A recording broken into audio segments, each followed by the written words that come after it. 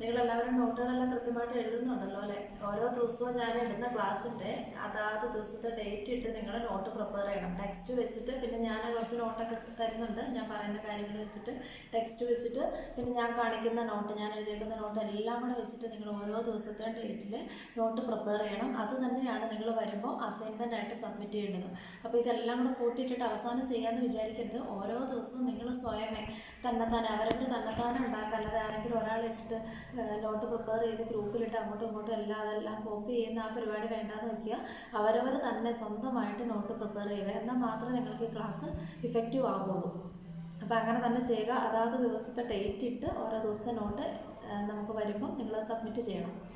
Okay, അപ്പോൾ ഇനി നമുക്ക് പഠിക്കാനുള്ള 2 ക്രൊമാറ്റോഗ്രഫി ടെക്നിക്കുകൾ വളരെ ഇമ്പോർട്ടൻ്റ് ആണ്. ഒന്ന് ഗ്യാസ് ക്രൊമാറ്റോഗ്രഫി, രണ്ടാമത്തേത് HPLC എന്ന് പറയും. ഇത് രണ്ടും നിങ്ങൾ ഏത് പഴയ യൂണിവേഴ്സിറ്റി ക്വസ്റ്റ്യൻ പേപ്പർ ഏതെടുത്ത് നോക്കിയാലും ഒന്നെങ്കിൽ GC ഉണ്ടാകും അല്ലെങ്കിൽ HPLC ഉണ്ടാകും. അത്ര ഇമ്പോർട്ടൻ്റ് ആയിട്ടുള്ള 2 essay ആണ് ഇനി നമുക്ക് പഠിക്കാനുള്ളത്. ഇത് പഴയതുപോലെ തന്നെ what is A principle, what is instrumentation and what are the applications of chromatography, അങ്ങനെയായിരിക്കും, ആ രീതിയിലായിരിക്കും ക്വസ്റ്റ്യൻ വരിക. അപ്പോൾ നമുക്ക് പഠിക്കാനുള്ള ആദ്യത്തെ ക്രൊമാറ്റോഗ്രഫി ടെക്നിക്ക് എന്ന് പറയുന്നത് ഗ്യാസ് ക്രൊമാറ്റോഗ്രഫി. ഷോർട്ടായിട്ട് അതിനെ GC എന്ന് പറയും. ഗ്യാസ് ക്രൊമാറ്റോഗ്രഫി അല്ലെങ്കിൽ GC. അപ്പോൾ ഇതിനാദ്യം തന്നെ നമ്മൾ എന്താണ് GC ഒരു ഇൻട്രൊഡക്ഷൻ കൊടുക്കണം. ഇൻട്രൊഡക്ഷൻ ഇപ്പോൾ ഏത് എസ് ചോദിച്ചാലും നമ്മൾ അങ്ങനെ തന്നെ വേണം ചെയ്യാനായിട്ട്. അപ്പോൾ gas chromatography is A separation technique and it is mainly used for the analysis and separation of volatile organic compounds. Organic ആയിട്ടുള്ള സബ്സ്റ്റൻസിനെ സെപ്പറേറ്റ് ചെയ്യാനായിട്ടാണ് യൂസ് ചെയ്യുന്നത്. എങ്ങനെയുള്ള ഓർഗാനിക് സബ്സ്റ്റൻസ്? വോളറ്റൈൽ ആയിട്ടുള്ള ഓർഗാനിക് സബ്സ്റ്റൻസ്. വോളറ്റൈൽ ഓർഗാനിക് സബ്സ്റ്റൻസിൻ്റെ സെപ്പറേഷന് വേണ്ടിയിട്ടാണ് നമ്മൾ ഗ്യാസ് ക്രൊമാറ്റോഗ്രഫി യൂസ് ചെയ്യുക. എന്താ volatile എന്ന് പറഞ്ഞാൽ? ഈസി ആയിട്ട് വേപ്പറൈസ് ചെയ്യാൻ പറ്റുന്ന സബ്സ്റ്റൻസുകൾക്ക് അല്ലെങ്കിൽ മാത്രമാണ് ഗ്യാസ് ക്രൊമാറ്റോഗ്രഫി ഉപയോഗിച്ചിട്ട് സെപ്പറേറ്റ് ചെയ്യാനായിട്ട് പറ്റുള്ളൂ. ഇനി പ്രിൻസിപ്പിൾ, ഏത് ക്രൊമാറ്റോഗ്രഫി ചോദിച്ചാലും ഞാൻ പറഞ്ഞിരുന്നു. പ്രിൻസിപ്പിളിൽ പറയേണ്ട കാര്യങ്ങൾ ഏതൊക്കെയാണ്? Stationary phase, mobile phase. ഇവിടെയും ഗ്യാസ് ക്രൊമാറ്റോഗ്രഫി, ആ പേര് സൂചിപ്പിക്കുന്നത് മൊബൈൽ ഫേസിനെയാണ്, അത് ഓർക്കുക. In gas chromatography mobile phase is gas and stationary phase may be solid or liquid supported on an inert solid. Okay, stationary phase രണ്ട് ഓപ്ഷൻ ഉണ്ട്. Either solid or liquid supported on an inert solid. Then പറയാം, if stationary phase is solid, the principle of separation is adsorption. If stationary phase is liquid supported on an inert solid, principle of separation is partition. If stationary phase is solid, that is known as gas solid chromatography. If stationary phase is liquid, that is known as gas liquid chromatography. അപ്പോൾ നമ്മൾ gas ക്രൊമാറ്റോഗ്രഫിയുടെ principle എന്ന് പറയുമ്പോൾ mobile face gas ആണ്, stationary phase solid ആകാം അല്ലെങ്കിൽ liquid ആകാം എന്ന് പറഞ്ഞു. സോളിഡ് ആണെങ്കിൽ that is known as GSC, liquid ആണെങ്കിൽ GLC, gas solid chromatography and gas liquid chromatography. ഇത്രയും കാര്യങ്ങളാണ് നമുക്ക് പ്രിൻസിപ്പിളിൽ വരേണ്ടത്. ഇനി നമുക്ക് ഇൻസ്ട്രുമെൻറ്റേഷൻ ഓഫ് ഗ്യാസ് ക്രൊമാറ്റോഗ്രഫി വളരെ ഇമ്പോർട്ടൻ്റ് ആണ്. ഇൻസ്ട്രുമെൻറ്റേഷൻ പറയുമ്പോൾ നമ്മൾ TGA ഓൾറെഡി കണ്ടു, DTA കണ്ടു. അവിടെ എല്ലാം ഇൻസ്ട്രുമെൻറ്റേഷനിൽ നമ്മൾ പറയേണ്ട കാര്യങ്ങൾ എന്തൊക്കെയാണ് അതിലെ മെയിൻ പാർട്സ്. ആ പാർട്സ് ഓരോന്നും നമ്മൾ വളരെ ബ്രീഫായിട്ട് എക്സ്പ്ലെയിൻ ചെയ്യണം. അത് ഉൾപ്പെടുത്തിക്കൊണ്ടുള്ള ഫ്ലോ ഡയഗ്രവും വരയ്ക്കണം. അപ്പോൾ നമ്മുടെ GCയുടെ ഇൻസ്ട്രുമെൻറ്റേഷനിലെ മെയിൻ പാർട്സ് എന്ന് പറയുന്നത് ഒരു ക്യാരിയർ ഗ്യാസ് ഉണ്ടാകും. പിന്നെ ആ ഗ്യാസ് ഒരു ഗ്യാസ് സിലിണ്ടർ, അതിൽ നിന്ന് കണ്ടിന്യൂസ് ആയിട്ട് ഗ്യാസ് ഫ്ലോ ചെയ്തുകൊണ്ടിരിക്കുന്നു. അതിൻ്റെ ഫ്ലോ റേറ്റ് കൺട്രോൾ ചെയ്യാനായിട്ട് ഫ്ലോ റെഗുലേറ്റർ ഉണ്ടാകും. കോൺസ്റ്റൻറ്റ് ഫ്ലോയിൽ പോകാനായിട്ട് കോൺസ്റ്റൻറ്റ് പ്രഷറിൽ പോകാനായിട്ട് പ്രഷർ പമ്പ് ഉണ്ടാകും. അങ്ങനെ ഫ്ലോ റെഗുലേറ്റർ ഉണ്ടാകും. പിന്നെ ഒരു സാമ്പിൾ ഇഞ്ചക്ടർ, ഓരോന്നും നമുക്ക് ഡീറ്റെയിൽഡ് ആയിട്ട് കാണാം. ഞാനിപ്പോൾ ജസ്റ്റ് പേര് നിങ്ങൾക്കൊന്ന് പരിചയം വരാൻ വേണ്ടി മാത്രം പറയുന്നതാണ്. അപ്പോൾ ഒരു കാരിയർ ഗ്യാസ് ഉണ്ടാവും, ഫ്ലോ റെഗുലേറ്റർ, പ്രഷർ പമ്പ്, പിന്നെ ഒരു sample injection port, sample injection system, പിന്നെ സെപ്പറേഷൻ നടക്കുന്ന ഒരു കോളം, പിന്നെ ഡിറ്റക്ടർ, റെക്കോർഡർ. ഇത്രയുമൊക്കെയാണ് അതിൻ്റെ പാർട്സിൽ വരിക. ഓക്കെ, അപ്പോൾ അത് നമ്മുടെ പാർട്സ് ഞാൻ ഫ്ലോ ഡയഗ്രം കാണിക്കാം. ഓരോ കമ്പോണൻസും ഒന്നുകൂടി ഡീറ്റെയിൽഡ് ആയിട്ട് എക്സ്പ്ലെയിൻ ചെയ്ത് തരാം. അപ്പോൾ നോക്കുക, ഫസ്റ്റ് മെയിനായിട്ടുള്ളത് ഒരു കാരിയർ ഗ്യാസാണ്. സ്യൂട്ടബിൾ ആയിട്ടുള്ള ഒരു ഗ്യാസ് നമ്മളതിന് വേണ്ടിയിട്ട് സെലക്ട് ചെയ്യുന്നു. ഇവിടെ പ്രഷർ പമ്പ്, കോൺസ്റ്റൻറ്റ് ഫ്ലോയിൽ പോകാൻ അത് പ്രഷർ കോൺസ്റ്റന്റ് പ്രഷറിൽ ഇത് പമ്പ് ചെയ്ത് വിടുന്നു, pressure pump. Then flow regulatory ഗ്യാസിനെ ഫ്ലോ ചെയ്യുന്നു. പിന്നെ നോക്കുക, സാമ്പിൾ ഇഞ്ചക്ഷൻ ചേംബർ എന്നാണ് ഇവിടെ കാണിച്ചിരിക്കുന്നത്. സാമ്പിൾ ഇഞ്ചക്ഷൻ ചേംബറിൻ്റെ പ്രത്യേകത വെരി ഹൈ ടെമ്പറേച്ചർ ആയിരിക്കും ഇതിനുള്ളിൽ. ഒരു അവനാണെന്ന് ഓർക്കുക. വെരി ഹൈ ടെമ്പറേച്ചർ ഉള്ള ഒരു ചേംബറാണിത്.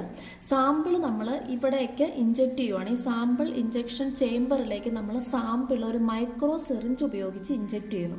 നമ്മൾ ആദ്യം ഇൻട്രൊഡക്ഷനിലെ പറഞ്ഞിരുന്നു, this is mainly used for the analysis of volatile organic compounds എന്ന് പറഞ്ഞിരുന്നു. Volatile organic compounds.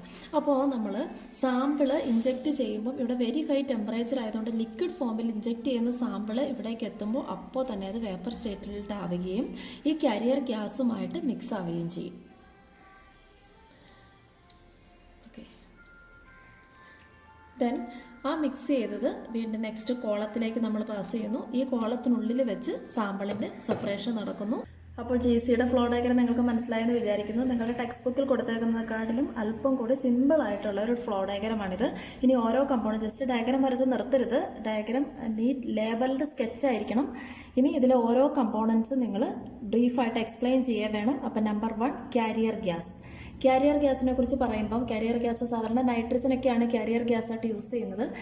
Carrier gas select ചെയ്യുമ്പോൾ ശ്രദ്ധിക്കേണ്ട ചില കാര്യങ്ങളുണ്ട്. It should be chemically inert. Chemically ഇവിടെ ഞാൻ നോട്ട് കൊടുത്തിട്ടുണ്ട്, നോക്കാം.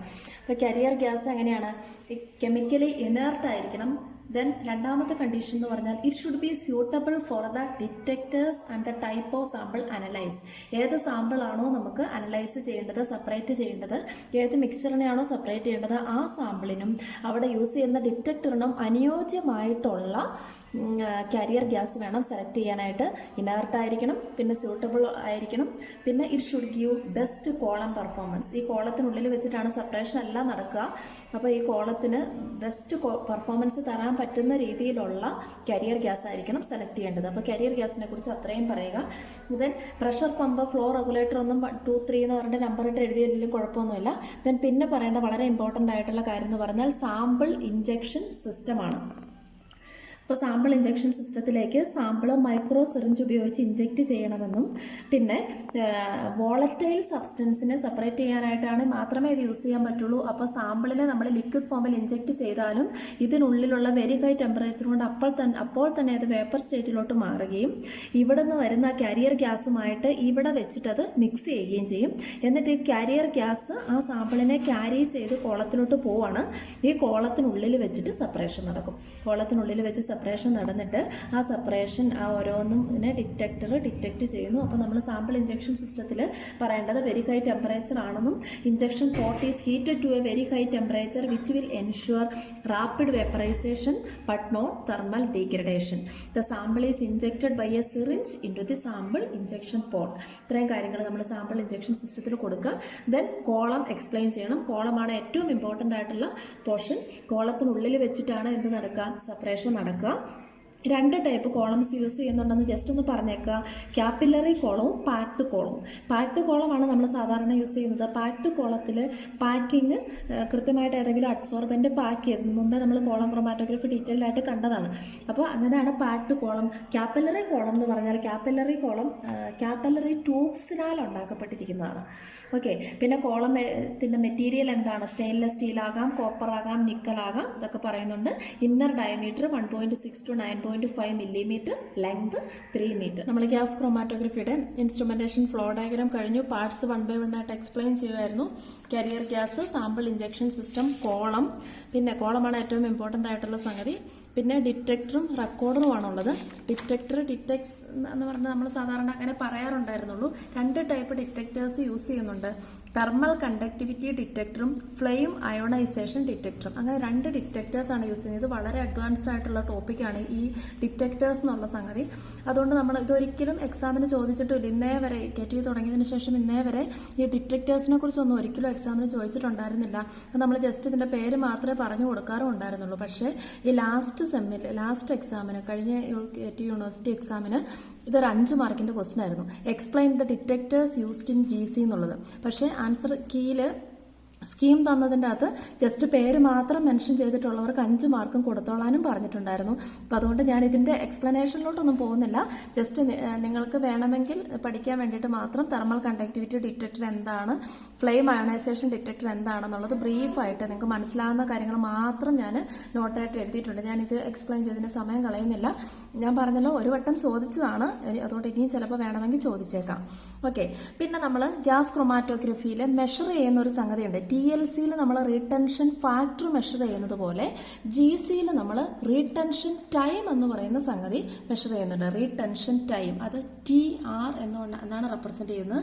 അതായത് നമ്മുടെ സാമ്പിൾ ഇഞ്ചക്ഷൻ ചേമ്പറിൽ സാമ്പിൾ ഇഞ്ചക്ട് ചെയ്തിട്ട് കോളത്തിൽ വെച്ച് സെപ്പറേഷൻ നടന്ന് ആ ഓരോ കമ്പോണന്റിനെ ഡിറ്റക്ട് ചെയ്യാൻ എടുക്കുന്ന സമയം, ഓരോ കമ്പോണന്റിന്റെയും ആ സമയം, ഇഞ്ചക്ഷൻ പോർട്ടിൽ ഇഞ്ചക്ട് ചെയ്തതു മുതൽ കോളത്തിൽ നിന്ന് ഓരോ കമ്പോണന്റിന്റെ സെപ്പറേഷൻ ഡിറ്റക്ട് ചെയ്യുന്നത് വരെയുള്ള സമയമാണ് റിട്ടൻഷൻ ടൈം എന്ന് പറയുന്നത്. അതാണ് വളരെ ഇമ്പോർട്ടന്റ് ആയിട്ടുള്ള സംഗതി.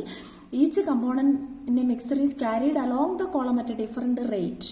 The time taken by each component to pass through the column is a characteristic property and is known as retention time. It is a time taken by the solute to pass between the sample injection port and the detector. ഓരോ സാമ്പിളും ഡിറ്റക്ടറിൽ എത്തിച്ചേരുന്ന inject ചെയ്ത സമയം മുതൽ detector detect ചെയ്യുന്ന സമയം വരെയുള്ള ആ ടൈമാണ് റിട്ടൻഷൻ ടൈം എന്ന് പറയുന്നത്. ഇതുകൂടി ചേർത്ത് എഴുതണം ഗ്യാസ് ക്രൊമാറ്റോഗ്രഫി ചോദിച്ചാൽ.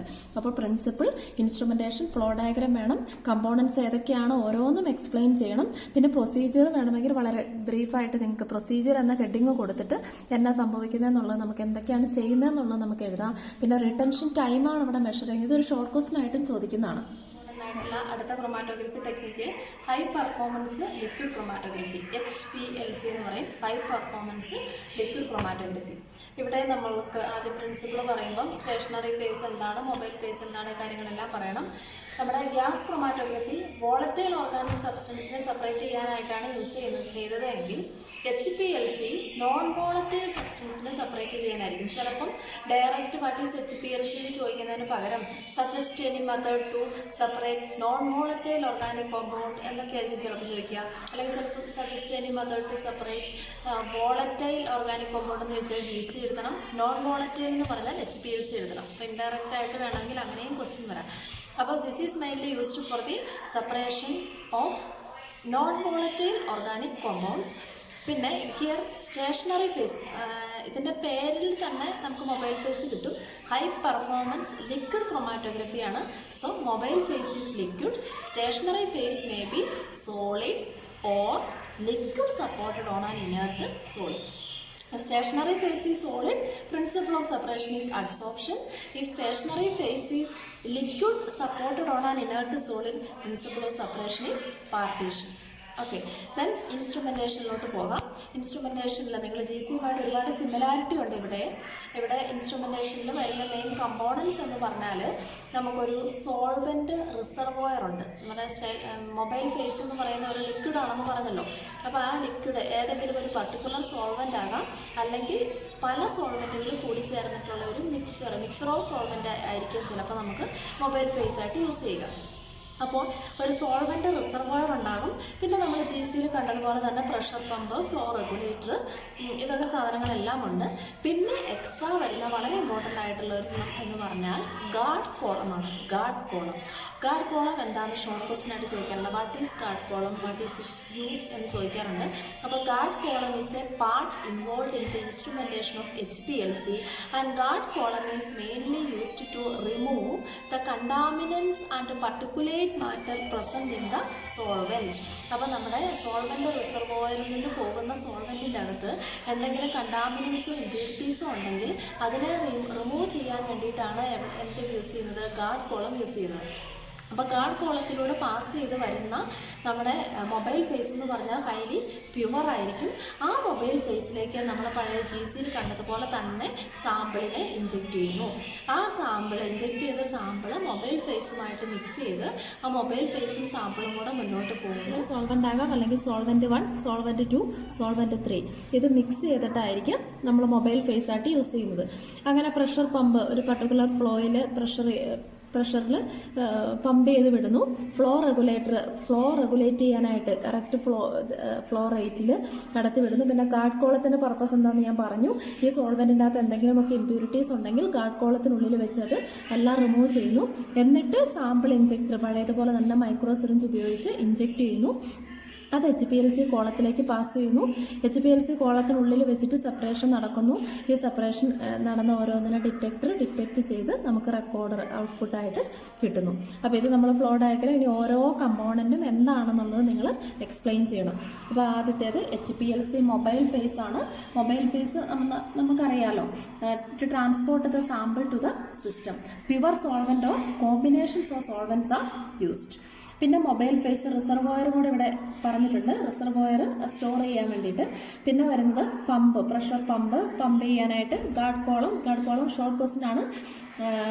It is kept before the analytical column or HPLC column. This helps to remove the particulate matter present in the solvent and thereby increases the life of analytical column. പിന്നെ HPLC injector, sample inject ചെയ്യാനായിട്ട് use ചെയ്യുന്ന micro syringe. പിന്നെ HPLC column ഏകദേശം 10 to 30 centimetre length ഉള്ള ഒരു കോളമാണ്. Stainless steel കൊണ്ട് ഉണ്ടാക്കപ്പെട്ടിരിക്കുന്നത്. Separation ഈ HPLC കോളത്തിനുള്ളിൽ വെച്ചിട്ടാണ് നടക്കുക. പിന്നെ ഡിറ്റക്ടേഴ്സ് ഇവിടെ 2 ടൈപ്പ് ഡിറ്റക്ടേഴ്സ് യൂസ് ചെയ്യുന്നുണ്ട്. First one is bulk property detector, second one is solute property detector. Bulk property ഡിറ്റക്ടറിൻ്റെ പ്രത്യേകത എന്ന് വെച്ചാൽ ബൾക്ക് പ്രോപ്പർട്ടീസ് ബൾക്കായിട്ടുള്ള പ്രോപ്പർട്ടീസ് ആയിരിക്കും അവിടെ മെൻഷൻ ചെയ്യുക. Refractive index, dielectric constant, density പോലെയുള്ളത്. സൊല്യൂട്ട് പ്രോപ്പർട്ടി ഡിറ്റക്ടറിൽ നമ്മൾ ഇഞ്ചക്ട് ചെയ്ത സാമ്പിളിൻ്റെ പ്രോപ്പർട്ടീസ് ആയിരിക്കും ആ ഡിറ്റക്ടർ ഡിറ്റക്ട് ചെയ്യുന്നത് നോക്കുന്നത്. UV അബ്സോർബൻസ്, ഫ്ലൂറസൻസ് ഒക്കെ. പിന്നെ നമ്മൾ ഇതെല്ലാം സെപ്പറേഷൻ എല്ലാം നടന്നിട്ട് എല്യൂട്ട് ചെയ്തെടുക്കും. എല്യൂഷൻ തന്നെ 2 ടൈപ്പ് എല്യൂഷൻ ഉണ്ട്. ഐസോക്രാറ്റിക് എല്യൂഷൻ എന്താ നമ്മൾ മുമ്പേ കണ്ടതാണ് കോളം ക്രോമാറ്റോഗ്രഫിയിൽ. ഐസോക്രാറ്റിക് എല്യൂഷനും ഗ്രേഡിയൻ്റ് എല്യൂഷനുമാണ്. ഐസോക്രാറ്റിക് എല്യൂഷൻ എന്ന് പറഞ്ഞാൽ സിംഗിൾ സോൾവെൻ്റ് ആണ് നമ്മൾ എല്യൂട്ട് ചെയ്തെടുക്കാനായിട്ട് യൂസ് ചെയ്യുന്നതെങ്കിൽ ഐസോക്രാറ്റിക്. 2 കൂടുതൽ സോൾവെൻ്റ് യൂസ് ചെയ്യുന്നുണ്ടെങ്കിൽ അത് ഗ്രേഡിയൻ്റ് എല്യൂഷൻ. അപ്പോൾ ഇത്രയും കാര്യങ്ങളാണ് ഇതിൻ്റെ അകത്ത് വരിക. ടെക്സ്റ്റ് വായിക്കണം, നോട്ട് പ്രിപ്പയർ ചെയ്യണം. പിന്നെ ആപ്ലിക്കേഷൻസ് കൂടെ നിങ്ങൾ ജസ്റ്റ് ഒന്ന് നോക്കി വയ്ക്കുക. ഞാനിവിടെ 3 ആപ്ലിക്കേഷൻസ് കൊടുത്തിട്ടുണ്ട്. ഫാർമസ്യൂട്ടിക്കൽ ഇൻഡസ്ട്രിയിൽ ഡ്രഗ് സ്റ്റെബിലിറ്റി കൺട്രോൾ ചെയ്യാനായിട്ട്, പിന്നെ കണ്ടാമിനേഷൻസ് ടെസ്റ്റ് ചെയ്യാനായിട്ട്, പിന്നെ ഫോറൻസിക് ടെസ്റ്റിന് വേണ്ടിയിട്ട്, പിന്നെ determination of fat soluble vitamins. അതൊക്കെയാണ് ഇതിനകത്ത് വരുന്ന ആപ്ലിക്കേഷൻസ്. ഓക്കെ.